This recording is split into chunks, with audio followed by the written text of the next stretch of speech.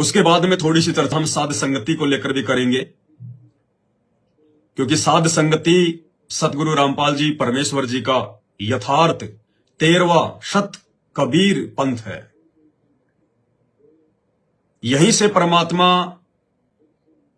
लाखों की भीड़ में से आत्माओं को निकाल कर साध संगति के माध्यम से उन्हें एक योग्य, सुयोग्य और नेक भगत बनाएंगे। साध संगति एक ट्रेनिंग सेंटर है जहां से हमारे अंदर भक्ति की ज्योत जलेगी, हमारे अंदर अपने स्वयं के आत्म कल्याण को लेकर चिंता उत्पन्न होगी।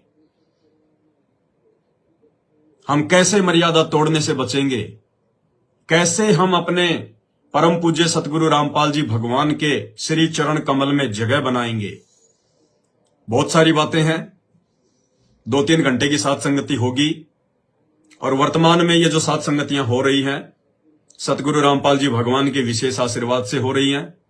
उनकी रजा, उनके आशीर्वाद, उनकी मेहर के बिना पत्ता भी नहीं हिल सकता, पत्ता भी। बहुत बड़ी दया है साथ संगति से जुड़े हुए सत्सेवक भाई बहनों के ऊपर, जिनको साथ संगतियां नसीब हुई है। खुद मुझ पवन दास का बहुत बड़ा सौभाग्य कि परमात्मा ने मुझे साथ संगति के लिए निमित्त भी बनाया और परमेश्वर ने मुझे साथ संगति से जोड़कर मेरे स्वयं के विश्वास को अपने चरण कमल में जो है वो दृढ़ बनाया। भाई और बहनों, वैसे मैं घड़ी नहीं बांधता हूं। आप भी बहुत सारे भगत भाई बहन सोच रहे होंगे आज तो पवन भाई ने घड़ी बांध ली। हाँ भाई और बहनों, घड़ी तो बांधी है क्योंकि आपको दिखाई दे रही है। गुरु जी की फोटो भी दिखाई देगी इसके अंदर, ये देखिएगा, परमात्मा की डिजिटल घड़ी है, एंड्रॉयड है और काफी महंगी भी है। महंगी भी है, बहुत महंगी घड़ी है। और आज मैंने बांधी है, ये काफी कॉस्टली घड़ी है। कई लोग तो खाली सोचते रह जाएंगे लेकिन बांध नहीं पाएंगे जिंदगी भर। ये मैंने क्यों बांधी है ये मैं आपको बाद में बताऊंगा। मुझे घड़ी पहनने का कोई शौक नहीं है, बिल्कुल भी शौक नहीं है, लेकिन मैंने क्यों बांधी है ये मैं बाद में बताऊंगा भाई बहनों को। तो चलिए, सबसे पहले हम परमपिता परमेश्वर सतगुरु रामपाल जी भगवान का जयकारा लगाएंगे साथ संगति की शुरुआत करने से पहले। परमपिता परमात्मा, सारी सृष्टि के रचनहार, कुल मालिक, असंख्य ब्रह्मांडों के स्वामी, जगत गुरु, तीनों लोकों में प्रवेश करके सबका भरण पोषण करने वाले राजाधिराज, आत्माधार, नाथों के नाथ, देवों के देव महादेव, सर्वेश्वर महेश्वर, मृत्युंजय, अजरो अमर, आदि अनादि, सनातनी प्रभु, जगत पिता जगदीश्वर, श्री श्री 1008 की उपाधि के वास्तविक अधिकारी, अकाल मूर्ति, सौद स्वरूपी राम वासुदेव, सर्वगतम ब्रह्म, परम पूज्य, प्रथम पूज्य, परम संत, परम पुरुष, परम धनी, परम दयालु, सत्य कबीर, हक्का कबीर, अल्लाहु कबीर, अल्लाहु अकबर, बाखबर, अल्लाह ताला, जगत के तारणहार, जगत के मुक्तिदाता, जगत के जगन्नाथ, हारे के सहारे, हिंदुओं के राम, मुसलमानों के अल्लाह, सिखों के वाहेगुरु, ईसाइयों के मसीह, दया के सागर दया निधि, करुणा के सागर करुणा निधि, स्वयंभू परिभू, संकट मोचन, कष्ट हरण, मंगल करण, दुख भंजन, अविगत कबीर, निर्विकार निर्विषम परमात्मा, अलय अलेख सतगुरु, आदि अनादि सतगुरु, असली मर्यादा पुरुषोत्तम, असली राम, असली कृष्ण, असली घनश्याम, असली मुरारी, राजाओं के राजा, महाराजाओं के महाराजा, शहंशाहों के शहंशाह, सम्राटों के सम्राट, भगवानों के भगवान, अल्लाहों के अल्लाह, प्रभुओं के प्रभु, मसीहाओं के मसीह, सच्चे वाहिगुरु, बाबाओं के बाबा, पीरों के पीर, सेठों के सेठ, जगत सेठ, सावड़सा सेठ, सर्वगुण संपन्न, अनंत कोटि कलाओं के स्वामी, अनंत कोटि ब्रह्मांडों के नायक, योगियों में महायोगी, ध्यानियों में महाध्यानी, सिद्धों में परम सिद्ध, ज्ञानियों में तत्व ज्ञानी, ब्रह्म ज्ञानी, महाज्ञानी, परम ज्ञानी, सर्वश्रेष्ठ ज्ञानी, युवा कबीर, समरथ कबीर, असमवात, अमित ओजा, सच्चे रहनुमा, करीम अल्लाह, सुभान अल्लाह, दुनिया के अंतिम पैगंबर, 8 सितंबर 1951 से गांव धनाना, जिला सोनीपत, हरियाणा, भारतवर्ष की पावन भूमि पे प्रकट रियल कल की भगवान, ब्रह्मा विष्णु महेश के दादाजी कबीर परमेश्वर, संत शिरोमणि सतगुरु रामपाल जी परमेश्वर जी के चरण कमल में साध संगति से जुड़े हुए हम तमाम देश विदेश से सभी सत्सेवक भाई बहनों का अनंत कोटि दंडवत प्रणाम। परमपिता परमेश्वर सतगुरु रामपाल जी हम सभी सत्सेवक भाई बहनों को सद्बुद्धि बख्शे। इसी प्रकार से परमात्मा हमें साथ संगति से जोड़कर रखे। साथ संगतियों के माध्यम से निरंतर हमें नई नई जानकारियां मिलती रहे अध्यात्म से संबंधित जानकारियां मिलती रहें, परमेश्वर सतगुरु रामपाल जी भगवान के सत्य भक्ति मार्ग से संबंधित जानकारियां मिलती रहें, जिससे हमारा विश्वास हमारे गुरुदेव भगवान के चरणों में यूं ही बना रहे।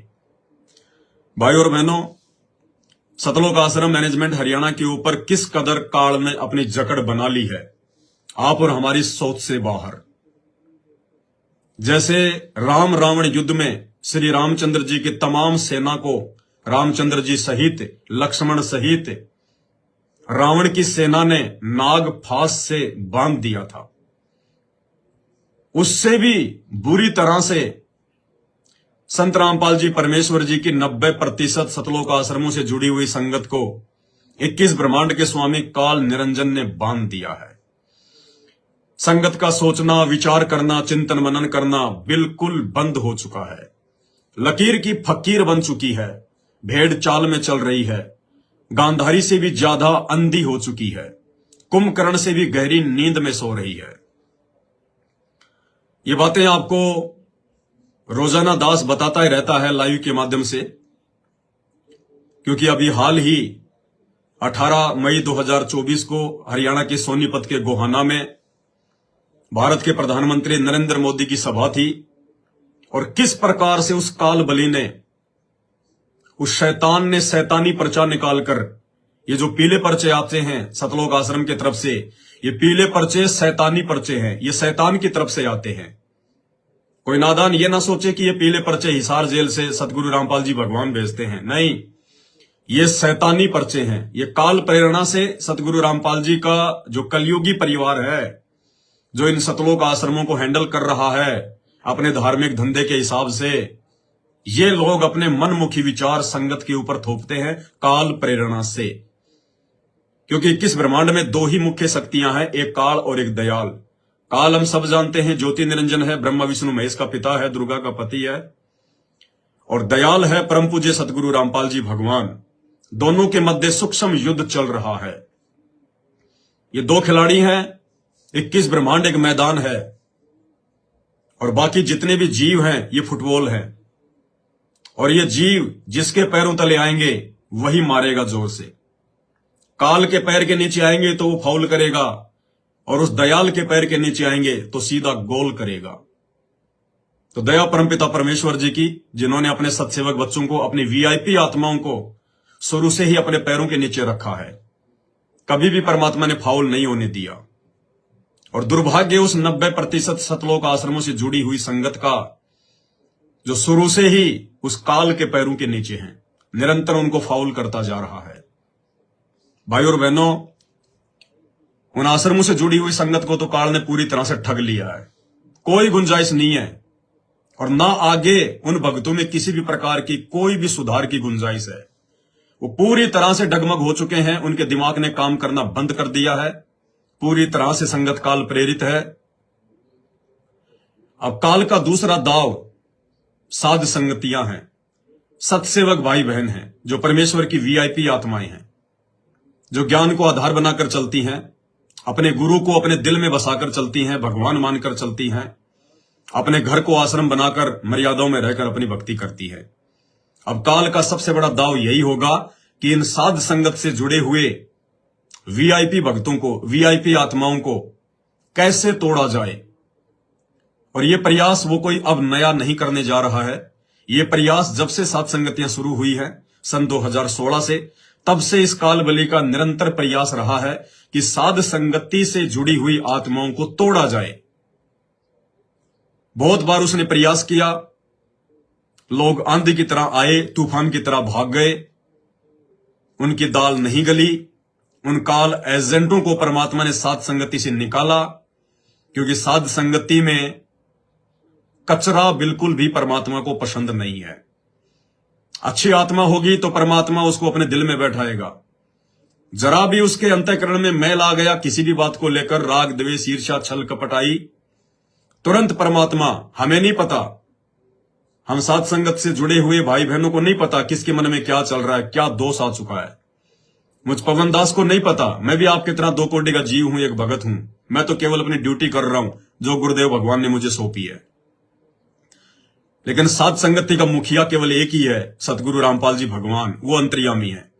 उनको पता है कि कौन सी आत्मा के अंदर मैल आ चुका है, कचरा आ चुका है, और परमात्मा उस कचरे को बिल्कुल भी साथ संगति में स्वीकार नहीं करेगा। समय समय पर परमात्मा साथ संगतियों से उस कचरे को निकालते रहते हैं। अच्छे अच्छे भगत जो मेरे साथ में रहा करते थे, जिनको 2-2, 3-3, 4-4 साल हो चुकी थी साथ संगति से जुड़े हुए, और जैसे उनके मन में जरा सा दोष आया, मौका जरूर देता है परमात्मा, संभलने का, सुधरने का मौका देता है, लेकिन वो काल प्रेरित आत्माएं परमेश्वर के उन मौकों को ठुकराती रहती हैं। उनके मन में मान बढ़ाई आ जाती है, राग द्वेष आ जाता है, ईर्ष्या आ जाती है, और एक समय के बाद परमात्मा उनको ऐसी ठोकर मारता है, ना वो घर के रहते, ना वो घाट के, धोबी के कुत्ते बन के फिर वो इधर उधर फिरते रहते। तो समय समय पर साथ संगति में काल अपने दूत भेजता है भगत बनाकर, और समय समय पर परमात्मा उन दूतों की गंदी हरकतों के चलते उनको साथ संगति से बाहर का रास्ता भी दिखा देते हैं। और मुझ पवन दास की तो ड्यूटी है भाई और बहनों, मेरी ना किसी से दोस्ती है, ना किसी से मेरी दुश्मनी है। मैं तो अपने परमात्मा जी के वचन पर चलता हूं, उनके विधान पर चलता हूं। परमात्मा कहते हैं, कबीरा खड़ा बाजार में ना कहूं से, कबीरा खड़ा बाजार में मांगे सबकी खैर, ना कहूं से दोस्ती, ना कहूं से बैर। और परमात्मा ने हमें रोज यही सिखाया है नित्य नियम में, एक शत्रु एक मित्र है, भूल पड़ी रे प्राण, यम की नगरी जाएगा शब्द हमारा मान। और कबीर सागर में, अनुराग सागर की एक वाणी में परमात्मा ने समझाया कि जो सच्चे भगत होंगे, जिनको परमात्मा छांट देगा अलग से अपनी लाखों की संगत में से, वो भगत यदि पक्षपात करेंगे तो उनका भी बेड़ा गर्क हो जाएगा, जैसे आज 90% आश्रमों से जुड़ी हुई संगत का हो चुका है। तो भाई और बहनों, विशेषकर दास तो ये गलती नहीं करेगा, क्योंकि दास ना तो किसी से संगत में दोस्ती करता है और ना ही दास किसी को अपना दुश्मन समझता है। लेकिन जो दास को जो प्रेरणा सतगुरु रामपाल जी भगवान करते हैं, दास मुंह पे बोल देता है, चाहे कोई नाराज हो जाए या चाहे कोई जो है खुश रहे, मुझे इससे कोई फर्क नहीं पड़ता। नाराज होकर मेरा कुछ नहीं बिगाड़ पाएगा, खुश होकर मुझे वो कुछ दे नहीं पाएगा, क्योंकि मुझे उनका कुछ चाहिए भी नहीं। मुझे देने वाला मेरा परमात्मा है, रास्ता चाहे कोई भी निकाले। तो भाई और बहनों, समय समय पर जो कचरा साथ संगति में जमा हो जाता है, आप सभी भगत भाई बहनों को उसकी जानकारी देना बेहद जरूरी होता है। और देखिए, जो परमात्मा के वचन को तोड़कर जो चलेगा वो कभी सुखी नहीं हो पाएगा। हाल ही परमात्मा ने हिसार जेल से आ रही ऑडियो में संकेत भी किया था, दास ने उसके ऊपर 3 घंटे का वीडियो भी बनाया था, जिसमें परमात्मा कह रहे थे कि एक दूसरे के घर पर सत्संग वगैरह ना किया करो, एक दूसरे के घर पर सत्संग ना करो, इससे मन में दोष आएगा। काल अपना दाव लगाकर बैठा है, और काल ने दाव लगाया कुछ एक आत्माओं पर। ज्यादातर तो देखो परमात्मा मालिक की दया है, 90% सात संगत पर परमात्मा की विशेष मेहर है, उनकी दया है। लेकिन कुछ एक भगत भाई बहन जो काफी समय से सात संगत से जुड़कर भी भगत नहीं बन पाए, हंस नहीं बन पाए, बगुले के बगुले रहे, तो समय समय पर परमात्मा उस कचरे को बाहर का रास्ता दिखाएगा।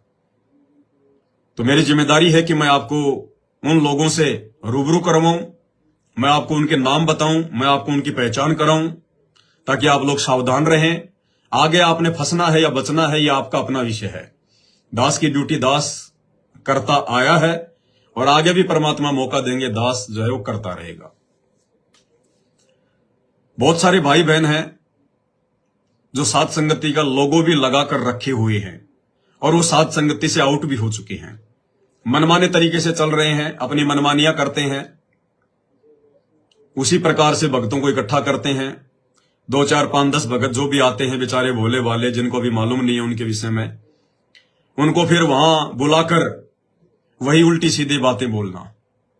तो भाई और बहनों, एक उत्तर प्रदेश के बांदा से अशोक दास जी हैं, थोड़े बहुत दिन वो पहले सात संगति में रहे थे, उनके घर पर भी 3-4 बार सात संगतियां हुई थी बांदा में।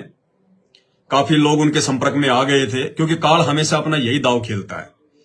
वो जिस भी अपने एजेंट को सात संगति से जोड़ता है, वो बहुत सारे लोगों को उसके संपर्क में खड़ा कर देता है, ताकि आगे चलकर मैं इस आत्मा को काल प्रेरित कर दूं, और इसके संपर्क में जितनी भी आत्माएं होंगी, वो काल प्रेरित आत्मा उन सबसे संपर्क करेगा, और उनमें से 2, 4, 5, 10 जितने भगत वो तोड़ सके तो काल के लिए तो बहुत है।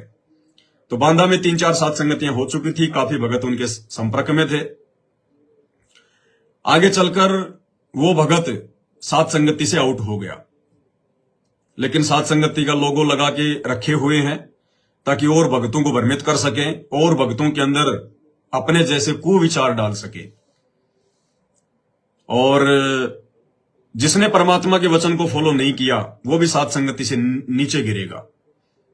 तो मालिक ने कहा था इशार वाली ऑडियो में कि एक दूसरे के घर पर जाकर इस प्रकार से सात संगतियां ना किया करो।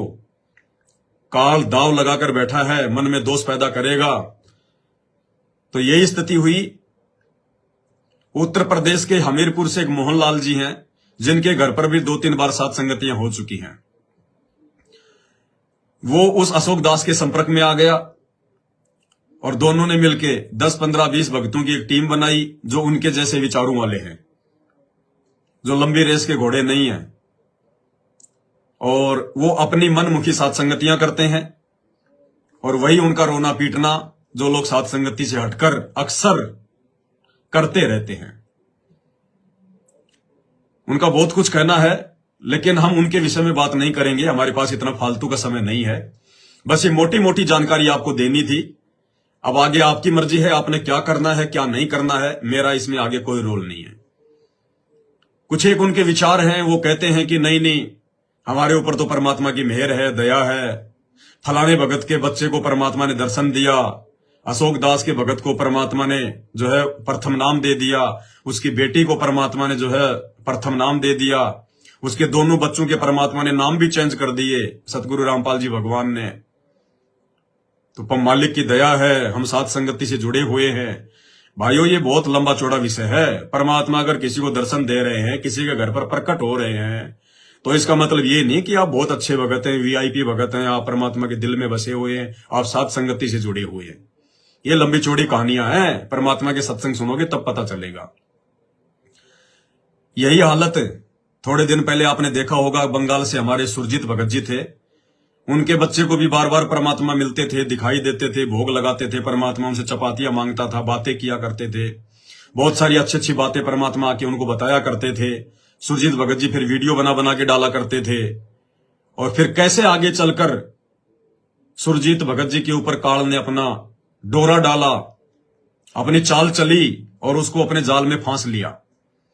लेकिन सुरजीत भगत जी के ऊपर मालिक की दया हुई, परमात्मा ने फिर से उनको संभाल लिया। एक बार फिर से उनको परमात्मा ने मौका दिया। और मौका क्यों दिया भाई और बहनों, उसके पीछे एक रीजन है। भाई और बहनों, सबसे बड़ा जो रोग है वो परमात्मा ने बताया, मान बढ़ाई। मालिक कहते हैं राज त्यागना सहज है और सहज नारी का ने। इंसान अपनी औरत को भी छोड़ सकता है, राजपाट भी छोड़ सकता है, पर मान बढ़ाई ईर्ष्या दुर्लभ तजनाइए। और यही कारण रहा, सुरजीत भगत जी को परमात्मा ने वापस सात संगति से जोड़ दिया। फिर से परमात्मा ने उनको सद्बुद्धि दी, अपना आशीर्वाद दिया। फिर से भाई अपने वीडियो बनाने लगा है, भगत भाई बहनों के विश्वास को जो है वो दृढ़ करने लगा है। क्यों? क्योंकि सुरजीत भगत जी के अंदर मान बढ़ाई नहीं थी, उसके अंदर अहंकार ने जगह नहीं की, जिस कारण से वो बच गया। वो पति पत्नी के रिश्तों से भी दूर है, भाई बहन का रिश्ता है उनमें आपस में। उसके बावजूद भी काल ने उसके ऊपर दाव अपना चलाया, लेकिन मान बढ़ाई से दूर होने के कारण, अहंकार से दूर होने के कारण, दास भाव होने के कारण परमात्मा ने फिर से उस भाई को मौका दिया, सात संगति से जोड़ दिया। अब यह स्थिति यहां पर नहीं है। जो बांदा वाले भगत जी हैं, हमीरपुर वाले भगत जी हैं, अशोक दास जी और मोहन दास जी, हालांकि स्त्री भोग से ये दोनों भी दूर हैं। इन्होंने भी अपनी अपनी जो है पत्नियों को जो है अपनी बहन का दर्जा जो है वो दिया हुआ है। लेकिन परमात्मा की वाणी भी तो वही वाणी है, वो भी तो अमर है, अटल है कि राज त्यागना सहज है और सहज नारी का ने। मान बढ़ाई ईर्ष्या दुर्लभ तजनाइए। आप अपनी स्त्री को भी छोड़ सकते हो, राजपाट भी छोड़ सकते हो, लेकिन ये मान बढ़ाई और ईर्ष्या, परमात्मा ने ये इन दोनों से भी भयंकर रोग बताया। और ये दोनों भगत मान बढ़ाई और ईर्ष्या के शिकार हो चुके हैं। और मुझे नहीं लगता कि वापस ये सात संगति में अपनी जगह जो है वो बना पाएंगे। ये केवल एक छोटी सी बात को लेकर फूला नहीं समा रहे, क्योंकि दास ने इनके वीडियो देखे इसलिए दास बता रहा है, वैसे बिना देखे दास नहीं बोलता, क्योंकि इनके अंदर भयंकर बदबू आ रही है मन बढ़ाई की। भक्तों को उल्टी सीधी बातें बोलकर दूर कर रहे हैं। 10वें अंश का पैसा नहीं देना, हमने अपने पास में रखना है, किसी को सेवा नहीं देनी। अरे भैया, मैं कोई भीख थोड़ी मांगता हूं तुम्हारे से। इनको ये लगता है कि पवन दास तो हमारी भीख के ऊपर जी रहा है। अरे मैं अपने परमात्मा के रहमो करम पे जिंदा हूं, भक्तों की भीख पे जिंदा नहीं हूं। और मैं तो उल्टा बोलता हूं भक्तों को, भैया मुझे पैसा नहीं चाहिए, मुझे पैसा नहीं चाहिए, मुझे सेवा नहीं चाहिए। है कोई ऐसा कोई संगत में देखा कभी आज तक? ये सतलोक आश्रम मैनेजमेंट हरियाणा पिछले 10 वर्षों से भिखारी की तरह झोली फैलाकर बैठा है। इतना पैसा, इतना दान धर्म आने के बाद भी आज तक इन्होंने कभी नहीं कहा कि भक्तों अब हमें दान की आवश्यकता नहीं है, अब हमें आपके ज्योति पाठ और 10वें अंश की आवश्यकता नहीं है। केवल ये दास है, पवन दास, परमपिता परमेश्वर सतगुरु रामपाल जी भगवान का अदना सा कुत्ता। जब आवश्यकता होती है तो भाई बहनों को बोलता हूं, आपकी आंखों के सामने सेवा होती है, आपके घरों पर कोरियर के माध्यम से सामग्री जो है पहुंचाई जाती है। हर चीज का आपको ऑनलाइन आके मैं जो है मतलब विवरण देता हूं। और जैसे सेवा पूरी हो जाती है, दास आप सबको लाइव आकर बोलता है, भैया अब मुझे पैसों की आवश्यकता नहीं है, कोई भाई बहन मुझे पैसा ना डाले, सेवा ना डाले, आवश्यकता होगी तो लाइव आकर हम बता देंगे। है कोई संगत में ऐसा? तो भाई हमें पैसे की आवश्यकता नहीं है। अब ये छोटी सी बात को लेकर फूला नहीं समा रहे, क्योंकि हम इस विषय को ज्यादा लंबा नहीं खींचेंगे, ये हमारी मतलब की बातें नहीं है ज्यादा। ये एक छोटी सी बात को लेकर फूला नहीं समा रहे। वो हमीरपुर वाले मोहनलाल जी कह रहे हैं कि अनीता बहन जी, अशोक भाई जी बांदा वाले, उनके दोनों बच्चों को आकर परमात्मा ने प्रथम नाम दे दिया। बोला बेटा 2 महीने बाद में सतनाम दूंगा।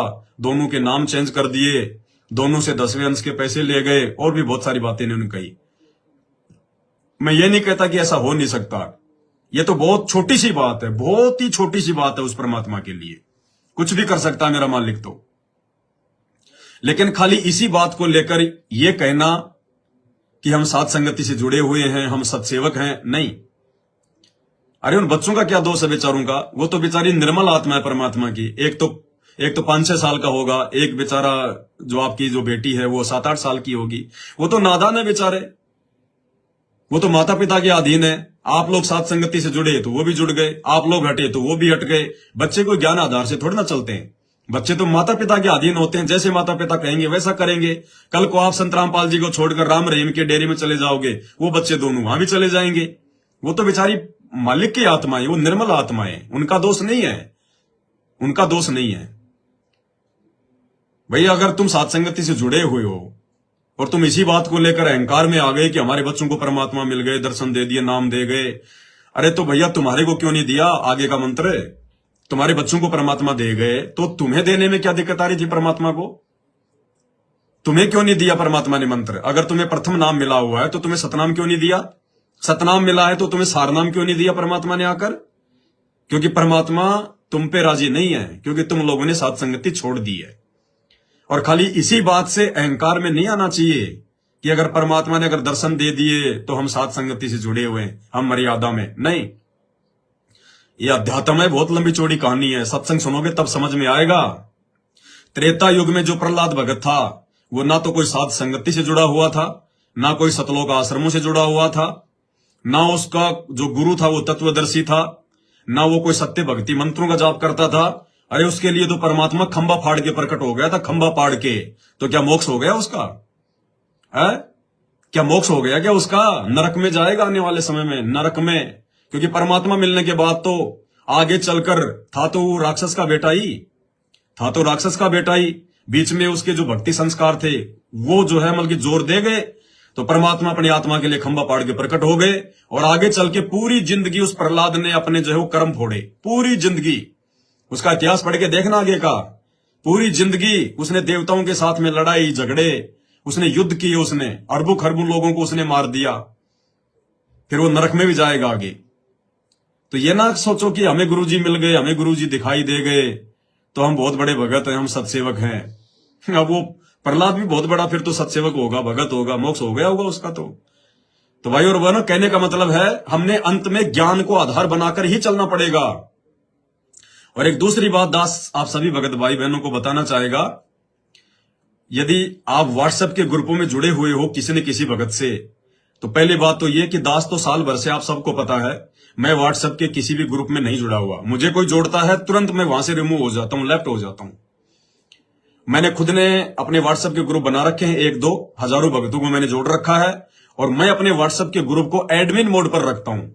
एडमिन मोड मतलब मेरे अलावा कोई भी दूसरा व्यक्ति उस ग्रुप में मैसेज नहीं भेज सकता। तो यदि ऐसा कोई व्हाट्सएप का ग्रुप है जो एडमिन मोड पर है, तो और यदि आप उस व्हाट्सएप के ग्रुप में जुड़े हुए हैं और यदि उसमें भक्ति से संबंधित अच्छी अच्छी जानकारी आती है, परमात्मा के सत्संग या सात संगति के ही वीडियो आते हैं, तो ठीक है। अगर उसमें बकवाद आनी शुरू हो रही है उस एडमिन के द्वारा, तुरंत लेफ्ट कर जाओ, हट जाओ। और जिस ग्रुप में दिन में कोई 50 आदमी मैसेज डाल रहे हैं फलाने दिखने, उसके एडमिन का नहीं पता कौन है, एडमिन को मालूम ही नहीं मैंने कोई ग्रुप बना रखा है, दुनिया भर के लोग उसमें बकवास डालते रहते हैं, ऐसे ग्रुपों से रिमूव हो जाओ। हमने भक्ति करनी है, ये आगे का समय बहुत ज्यादा डेंजर है। हमने आपस में राग द्वेष ईर्ष्या के चक्कर में नहीं पड़ना है। हम सत्सेवक हैं, हमें परमात्मा ने विशेष आत्माओं के रूप में चुना है, हमने विशेष काम करने हैं, ये बकवादी काम नहीं करने। ये काल का लोक है, ये काल प्रेरित आत्माएं सात संगतियों में आती रहेंगी, जाती रहेंगी। आज से पहले कितने बड़े बड़े काल के एजेंट मुजदास के साथ में सात संगतियों में लगे, और आपको पता है भाई और बहनों, उन्होंने मेरा कितना विरोध किया, कितना मेरे से राग द्वेष ईर्ष्या की। आज उनकी खोपड़ी के बाल तक उड़ गए, आज उनके नामो निशान नहीं है, आज वो ढूंढने से भी नहीं मिलेंगे आपको, दीपक हाथ में लेने से भी। और ये दास को परमात्मा ने 8 साल से ऐसे कैसे रखा हुआ अपने हाथों पे, ऐसे कि ऐसे। हर बार परमात्मा सात संगतियों को ऊपर ही उठाते हैं। क्यों? क्योंकि मेरे मन में उन आत्माओं के प्रति राग द्वेष नहीं होता। वो आत्माएं मुझे देखकर, मेरे परमात्मा मुझे जो सुख सुविधाएं देता है, मेरा परमात्मा जिस प्रकार से मुझे अपनी पलकों पे रखता है, उन सभी चीजों को देखकर वो मेरे से ईर्ष्या करने लग जाते हैं। ये घड़ी आज दास ने इसीलिए बांधी है, ये मेरी घड़ी नहीं है, ये किसी और भगत की घड़ी है, मैंने उसे मांग के पहनी है। और मैंने आपको जो बातें बोली है ना, बहुत महंगी है, ऐसा है वैसा है, तो है महंगी, तो इसमें कोई दो राय नहीं है, लेकिन ये किसी दूसरे भगत की है। मैंने जानबूझकर ये घड़ी बांधी लाइव के समय, अभी बांधी है मैंने, मैं नहीं बांधता। क्यों बांधी? क्योंकि इस घड़ी को देखकर 5-10 आत्माएं तो सात संगति से नीचे गिर चुकी होंगी। 5-10 आत्माएं तो इस घड़ी को देखकर अपने मन में दोष पैदा ला चुकी होंगी, जो लाइव देख रहे हैं। और बस इतना ही खेल है, इतना सा ही खेल है इस काल का। बस सात संगति में अगर राग द्वेष आ गया, ईर्ष्या आ गई अपने भगत भाई बहनों के प्रति, तो मालिक की अटल वाणी है, राग द्वेष बड़े रोग हैं, यम के पड़े जंजीर। अब मैं इसको उतार देता हूं, क्योंकि मेरा काम पूरा हो चुका है। उन 2-4 आत्माओं को परमात्मा ने नीचे गिराना था, वो आत्माएं नीचे जा चुकी होंगी। बाकी चाहे लोगो लगा के रखो, कोई दिक्कत नहीं है। तो हमने ये लोगो लागो को भी बहुत सोच समझ के हमने जो है ध्यान रख के चलना है, बहुत सोच समझ के। खाली लोगो देख के विश्वास नहीं कर लेना कि ये भगत है। लोगो तो एक पहचान है सात संगत की। लोगो हमने एक पहचान बनाई है सतलोक आश्रम मैनेजमेंट हरियाणा से अलग होने की, कि भाई हम परमात्मा के, हम सच्चे सेवक हैं, हम परमात्मा के भगत हैं, हम देखा देखी में नहीं चलते, हम ज्ञान आधार से चलते हैं, हम अपने गुरु को मानुष नहीं मानते, हम अपने गुरु को परमात्मा मानते हैं, हम उन फर्जी आश्रमों में नहीं जाते, हमने अपने घर को आश्रम बना रखा है। लोगों तो इस बात का एक जो है प्रतीक है। भाई और बहनों, सूक्ष्म खेल है, सूक्ष्म। अगर आपको साध संगति किसी भी कारण से अच्छी नहीं लग रही है, आपके मन में दोष आ चुका है, या आपने मुझ पवनदास के अंदर कोई दोष देख लिया, या हो सकता है मेरे से कोई गलती हो गई हो जाने अनजाने में, मेरी उस गलती को लेकर यदि आपके मन में दोष आ गया हो, नफरत आ गई हो, और फिर भी यदि आप घर बैठकर शांति से भक्ति करना चाहते हो, तो सीधा सा तरीका है, बैठ के चुपचाप अपनी भक्ति करो। अगर बकवाद करनी शुरू कर दी, अटपट शुरू जो है वो कर दी, उसी समय नीचे गिरोगे, तुरंत वहां से नीचे गिरोगे, तुरंत। ये रूल है, सतलोक जाना है, खाली त्रिकुटी से वापस नहीं आना। तो सतलोक परमात्मा ऐसी निकम्मी आत्माओं को नहीं लेके जाएगा, जो छोटी छोटी बातों को लेकर, बेफुजील की बातों को लेकर, अपनी सोच से अपने मन में फालतू की शंकाएं पालकर, जो अपने ही सत्सेवक भाई बहनों से राग द्वेष करते हैं, ईर्ष्या करते हैं, निंदा चुगली करते हैं, अरे ऐसी आत्माओं को परमात्मा सतलोक ले जाके क्या करेगी? ये गंदापन जब वहां हमारे अंदर आ चुका था, तभी तो परमात्मा ने हमारे को नीचे पटका। इस गंदे और घटियापन के साथ भाई परमात्मा सतलोक लेके नहीं जाएगा। तो भाई और बहनों, बीच बीच में आपको ये जानकारी देना बहुत ही जरूरी है, क्योंकि काल का बहुत भयंकर इस समय संगत के ऊपर प्रहार हो रहा है। आप और हमें तो महसूस नहीं हो रहा, क्योंकि आप और हमारे ऊपर तो परमात्मा ने अपनी आशीर्वाद रूपी छतरी जो है फैला रखी है, इसलिए आप और हमें महसूस नहीं हो रहा। जैसे किसी व्यक्ति के रूम में जेठ के महीने में, गर्मी के महीने में एसी अगर लगी हुई हो तो उस आदमी को नहीं पता कि बाहर का टेम्परेचर क्या है। बाहर जो आदमी काम कर रहे हैं, जो मजदूरी कर रहे हैं, जो रोड पर चल रहे हैं, जो गाड़ियां चला रहे हैं, उन आदमियों के साथ में क्या बीत रही है। शर्ट निकाल निकाल के, बनियान निकाल निकाल के बेचारे अपने हवा डाल डाल के पता नहीं कैसे टाइम पास कर रहे हैं। तो आप और हमें परमात्मा ने अपने साथ संगति रूपी एसी बस में बैठा रखा है, इसलिए हमें इतना महसूस नहीं हो रहा कि बाकी 90% संगत के साथ में क्या बीत रही है, क्या हो रहा है। आए दिन मर रहे हैं, हमें इसकी जानकारी नहीं है, ये बात अलग है। जैसे जिन जिन लोगों ने कोरोना का टीका लगवाया, अब उन लोगों की आए दिन जवान जवान लोगों की कैसे अकाल मौत हो रही है। कोई हार्ट अटैक से मर रहा है, किसी के खून का थक्का जम रहा है, कोई चलते चलते मर रहा है, कोई छोटी छोटी जो है मतलब रोग होते ही मर रहा है। अब इस बात का किसी को पता नहीं चल रहा, क्योंकि वो अलग अलग जगह पे है।